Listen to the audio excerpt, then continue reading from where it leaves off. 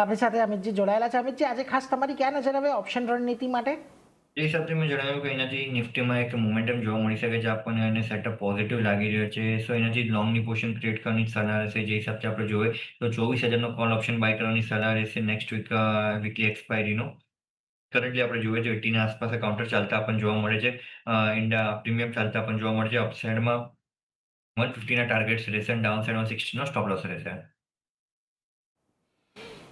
એટલે જો અહીંયાથી ખાસ કરીને ઓપ્શન રણનીતિ માટે તમારે નિફ્ટી પર જ નજર રાખવાની છે. જેમ અમિતજીએ કહ્યું કે આવતા અઠવાડિયે આપણને એક સારો ઉછાળો જોવા મળી શકે છે. તો 24,000નો કોલ ઓપ્શન તમે અહીંયાથી ખરીદદારી કરીને ચાલો. 84-85ની આજુબાજુનો ભાવ છે. 60 રૂપિયાનો સ્ટોપ લોસ રાખો. 150ના લક્ષ્યાંક તમને અહીંયા આવતા જોવા મળી શકે છે. એટલે 24,000ના કોલ ઓપ્શનને તમે ખરીદી શકો છો. પરંતુ એ સાથે જ આગળ વધીએ